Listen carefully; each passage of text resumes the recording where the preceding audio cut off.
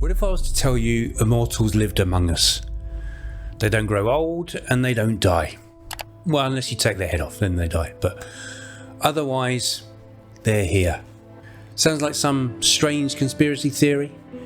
Nope, it's a 1986 cult classic movie, Highlander. If you've never seen it, the rules are simple. There can be only one. Which is a bold rule for Hollywood because there's been 37 spin-offs and sequels from this franchise. And now the franchise is making a comeback. This time it's going to be Henry Cavill taking the role of the Highlander. Thing is, will it succeed? Remakes, especially of cult classics, can be hit or miss, mainly miss actually. So on paper, Highlander makes absolutely no sense. Let's review this. We have the main actor, who is a Frenchman with quite a thick French accent, playing a Scottish Highlander. You filthy sod, you're all muck and muscle. Aye, Blossom. The way you like it. You talk funny, Nash. Where are you from? Lots of different places. You have a Scottish actor, again with a thick accent, playing a Spaniard Egyptian. Greetings.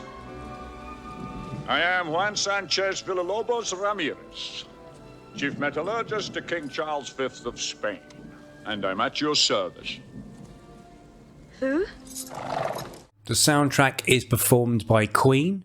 Here we are. I mean, really none of this should work, but yet it does.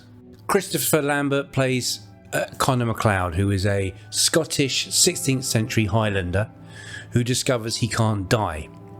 Unless he loses his head, then, you know, that's going to do it. What's the matter, Dougal? You, talking and breathing, and last night all but a corpse. How did you manage that, Connor MacLeod? Would you rather I was dead? It's not natural. MacLeod soon learns there are others like him, immortals. Every time one dies, the victor absorbs their power. You get lots of explosions and lightning, and it's quite dramatic, and that's called the Quickening.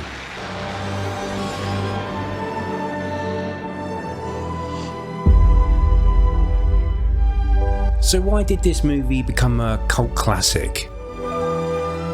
Because underneath the sword fights, it's actually kind of sad. Connor MacLeod watches everyone he loves grow old and die. His friends disappear. Wives pass away. I was born 2,437 years ago. In that time, I've had 3 wives. The last was Shakiko, a Japanese princess. When Shakiko died, I was shattered. I would save you that pain. Please, let Heather go. Imagine living forever. Everyone that you know and love has an expiration date.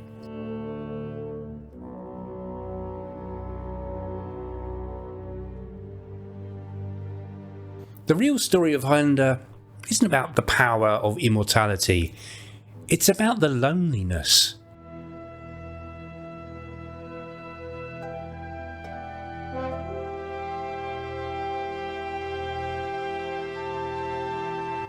And the occasional decapitation. The real reason this story works is because the rules are simple. Immortals exist. They fight each other, they gain power, and eventually there can be only one. The film never explains why, or where they came from. Is it ancient magic? Is it some cruel fate of the gods? Aliens? Nobody knows, and I think that's important, because the moment you explain everything, the myth is gone. The thing is, unfortunately, that's exactly what Hollywood did in the sequel. They started filling in the blanks, and unfortunately it ruined the rest of the franchise. Later, the sequels tried to explain where the immortals came from, why they existed, what was their purpose. And of course, that answer involved aliens, which is the narrative equivalent of seeing a magic trick and finding the manual inside explaining everything. The mystery's gone. The magic's gone. Enter Henry Cavill. Now let's talk about this modern wild card. If Hollywood could design an actor in a lab for like fantasy sword fighting, I think you would end up with Cavill. I mean, look at his track record. The Witcher, which I worked on, by the way. I worked on season 2 for 13 months of my life.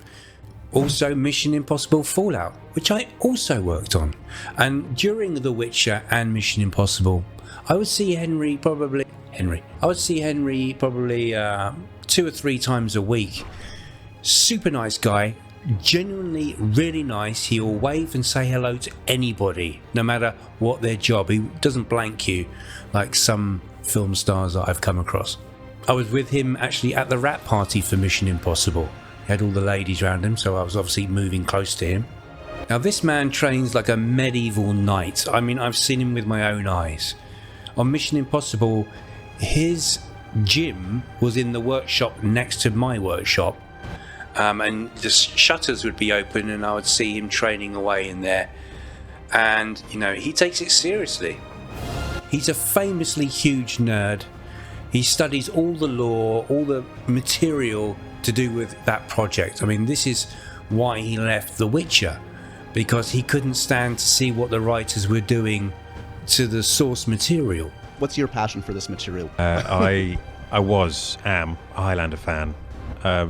They were great fun movies. Obviously, I watched them when I was a lot younger and since rewatched, but also the TV show. I really enjoyed the lore behind it. That sort of sense of a tragic warrior with more of a story to tell than just a cool guy with a sword doing cool things. And this goes even deeper into that. Which makes Henry exactly what Highlander needs.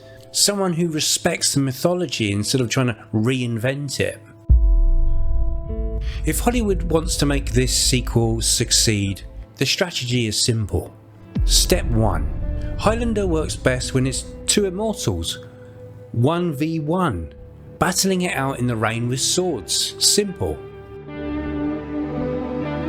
Step 2. Upgrade the combat. We can see with the choreography now in modern films.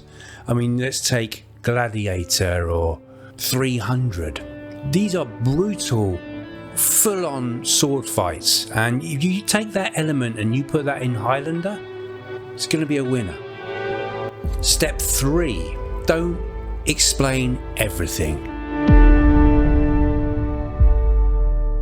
Here's the thing. Highlander never really died. It survived bad sequels. It survived a confusing lore. But now it's making a comeback with Henry. As long as Hollywood remembers what made Highlander special, then this film may succeed. If it keeps the mythology simple, gives us some epic sword battles, and if it keeps the tragedy at the centre of the movie, then lightning may strike twice, pun intended. Because Highlander was never really about winning the prize. It was about a man surviving the centuries. And maybe, just maybe, Hollywood has figured that out. And remember, there can be only one. Unless Hollywood decide to make 6 more sequels, then maybe 7. Remember, it's just a movie remake. Until you look closer. Thanks for watching The Movie Craftsman. Please like and subscribe. I've been getting some amazing comments on these episodes. People have really taken the time and effort to write huge explanations of what they think. Appreciate the input and the time spent on the comments. The channel is really growing. It's only been 6 months and here we are, over 62,000 views. So I appreciate all of you and I'll see you on the next one.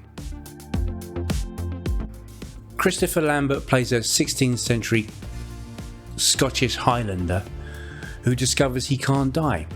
unless he removes his head. Well, not him, but... And maybe, just maybe, Hollywood would... God, that's hard to say. And maybe, just maybe, Hollywood has figured that out. Until then, what's your next? I don't like that, but I'm going to record it anyway. Part 2. The real secret